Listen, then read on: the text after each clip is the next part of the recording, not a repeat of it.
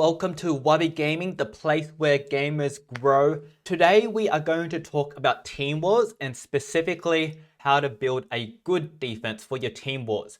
So team wars are actually really simple in concept. There's only two things that you can do to win. One is on defense, where you prevent the other side from getting coins. So for example, let's pretend they would get 400 war coins, and instead of being able to get 400 coins, let's pretend instead of a whole bunch of those 3-coin victories, some of them were 1-coin victories and some of them were 2-coin victories. So instead of getting 400 points, now they're stuck at say 380 points because you've prevented them from getting 3 coins on all of those bases because some of them are 1 and 2 coins.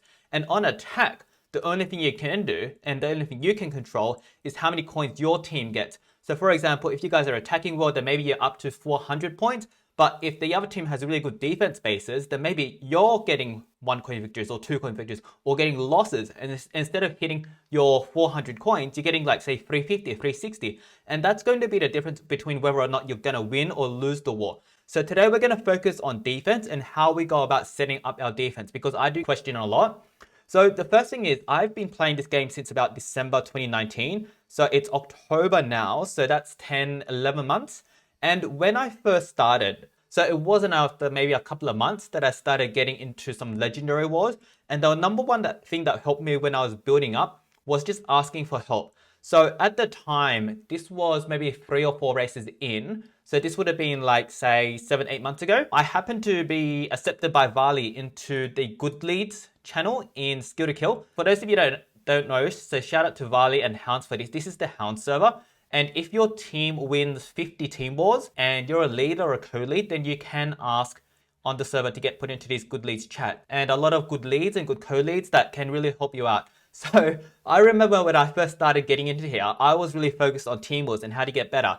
So what I would do is I would go into this channel, and I think I'm like one of the few people who do it because I don't see many other people do it now that I've been here for a while now. But I would always religiously, every single war, go in here and say, hey, here are my monsters, here are the restrictions, what should I do? I'm thinking I should maybe put these monsters, but these are some other monsters that I have. What do you guys reckon? And I remember there were a few people that really helped me out. So Nick B from Sanitarium and also Fintes from Mini Outlaws would always give me really good advice and really good help. So now what I do is we have a very similar concept in Placid Fury where we have a dedicated channel to post people's defenses and then to get advice. So this goes on to my next point. My next point is to recruit people that are good at wars and good at strategy and people that are smarter than you. So as a lead, as a co-lead, one of the best things that you can do is recruit people that are better than you.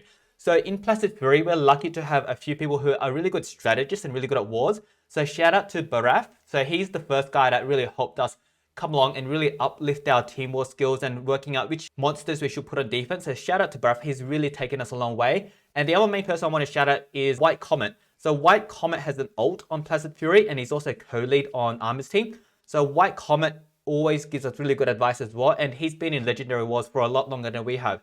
So shout out to both White Comet and Baraf. But so what I do, and this is an example, what I did was I looked at my restrictions and I looked at the monsters that I might consider running. And I said, hey guys, I'm not too sure which monsters I want to go, but here's some monsters that I'm thinking about. What do you guys reckon? So I was thinking about Iggy, Erda, and Daedalus for the... Is that good? And I was thinking about Bombarda, Londrav for the... Apologies. I couldn't hear what you said. Thanks, Siri. So I was looking at Bombarda and Londrav for the light slot. Magic slot, the main one I was considering was Black Feather, just because Black Feather is 150. And then we'll scroll down some example of advice that you might get from your team war strategist. So White Comment is saying, hey, the first one looks pretty good, but make a Iguana fast by putting 2 team speed on Black Feather. So that's cool. So that's good advice, right? And then I played around with an attacker, Black Feather, just to try it out because I thought, hey, I want to sort of run Erda. And because Erda has the light skill, the photophobic skill, where if you cast that skill, then the guys can't attack you. And then I figured Londrav could keep reviving Erda, so it'll be a hard team to kill. And Black Feather will just keep attacking away. So Black Feather was there, and I turned Black Feather into an attacker because I needed a way to do it with Mega Torts. So what I did was, hey, I said, here's a combo. Guys, can you test it out? Here are some of the other monsters. So you can see in Magic, I've also got a rank 3 Hardy, a rank 3 Undead Mr. Beast, a rank 3 Glubu, and a rank 3 Glamhead. So out of those, probably Hardy and Undead Mr. Beast are decent monsters. So I can see that Hardy, I think I have X runes, and Undead I have 7 runes. So the runes make a big difference as well. Under Light, the only other options I could consider is a rank 3 Daigao, a rank 3 Unspeakable, and also a rank 3 Moonhaze. So out of those, I think it's pretty clear that it's either Bombeta or Lonrath. So I'm not looking for too much advice on the light one. And for, what's this one? I think this is the Good Legions one. My options were Iguanazor, Daedalus, Erda, Nor, and Daigao. So I think these are all actually valid options. If I had Daigo at, say, rank 4, that would be an even better option. But even at rank 3, because he has Uriel's Essence, he does bring something different to the table. And if you have Uriel's Essence, it can invite your opponents to staff up if they're not like, elite cream of the crop kind of people that really know how to do team wars. And I also wasn't sure what skills to put onto Lonnie because I don't use Lonrath that much. I've only just finished ranking him up to rank 4. And ever since he's been rank 1, I've never had the chance to use him in team wars. So I was also asking for some advice on Lonrath. And then what I did was I did some testing against some of the people that had already set up defenses. And this was what I landed with at the moment. So what I landed with was an Iguanazor. So I got rid of his 3 runes and 10 runes on him. And I stuck with a really fast Lonrath. And I ended up putting 3 team speed on Black Feather. Because what this did was it made up Lonrath and Iggy about 19,000 in speed, with Lonrath being about 100 speed faster. And I prefer Lonrath going first ahead of Iguanazor, because then in case there's a Megataunt, he can do a positive effect removal, but I've never seen him do it on auto. So the AI, for some reason, I don't know why, doesn't like to use his positive effect removal. And then I had Iggy, I played around with 2 strength and 2 speed. And I found like 1 strength with Laser Beam Sword and a Morg's Armor was sort of enough to do enough damage. So I sort of landed with this because then I get to have a 1-2 combo with Lonrath and Iguanazor going right after one another. So another thing in defense, what's useful is if you can have a 1-2 combo where you have 2 or even 3 monsters consecutively, then it's really hard to counter for the opponent because you're going to have combo, and they don't get to have a turn. So that's something you always want to keep in mind when you're defending. What are the speeds and what are the difference in speeds between your 2 or 3 monsters? I played around with having Sun Protection and not Sun Protection. I found that Sun Protection made a big difference because it just makes it a pain in the ass to remove positive effects. Comment was saying, hey, why don't you use Ingvar's banner? I don't have Ingvar's banner, so I couldn't use that. But the other advice Comment gave me that I haven't tested yet, which we'll test together, is he's suggesting going with Mr. Beast. So I'm going to try out Undead Mr. Beast. But what I want to show you is how I sort of test and learn and see if the defense is going to work. So when I'm doing my testing on defense, I'm looking for 2 things. The first thing I'm looking for is, does my defense work? And the second thing I'm looking for is, if I'm running this team on manual and I'm running it for attacks, how does it go? What are some of the traps that I might fall into? Because by about the halfway mark, your allies tend to have more and more of their team set up. So now that we're past halfway, I'm going to do a bunch of testing and test it against the players that are like similar strength to me, and then see how we go.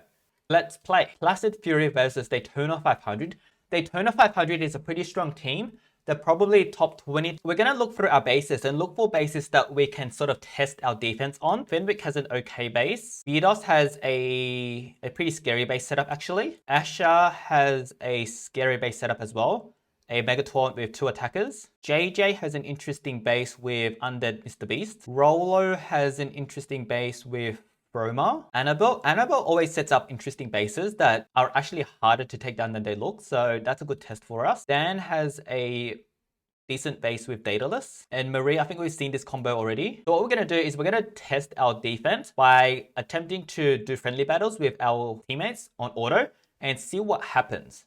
And then we're going to tweak as we go along and find out if maybe there's a better combo, or maybe there's a better rune setup, or maybe there's a better relic setup. So we're just going to try different things and see what happens. So let's go against Fenwick.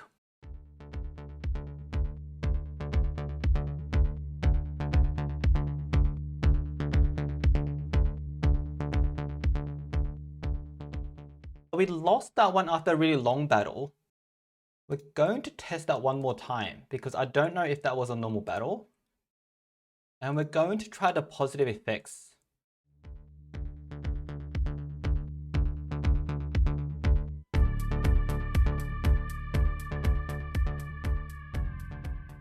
Yeah, so that was like 1 win and 1 loss. So It's a bit hard to tell if it's a good defense or not. So we're going to try a few more. This one, the last time I tried it, I lost really easily. So I'm interested to see what happens this time.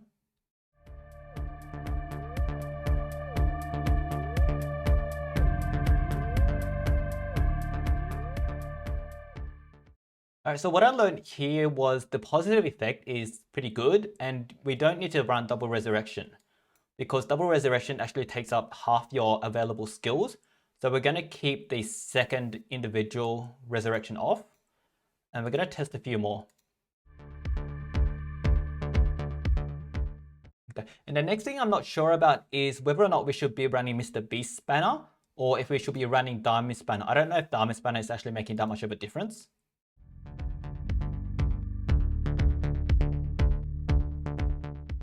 So next thing we're going to do is we are trying out Undead Mr. Beast.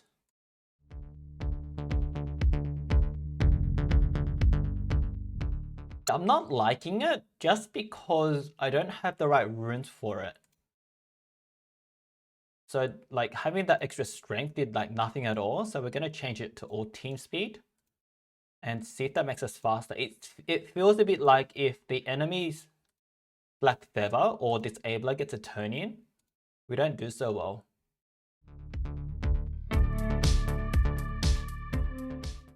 Yeah, I'm not liking Undead Mr. Beast. Sorry, White Comet. We're going to change back to a different base. Alright, I think we are going to stick with this team. So it's just a question now of if we put on Mr. Beast's banner to give us more stamina, and whether or not we change one of these runes to another red rune. So let's test the banner out first and see what happens.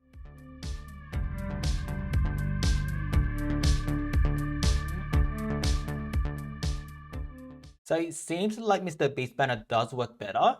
I think it was the second base. Yeah, I think it was the Thermal base because there must be a stamina drain here.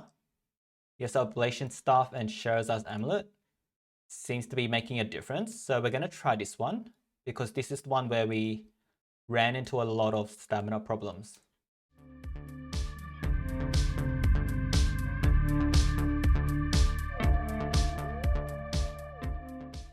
I don't like that Lonrath is 17,000. I think that's a bit slow. Yeah, I'm not sure about this. I think I prefer the other rune setup, but let's do some testing.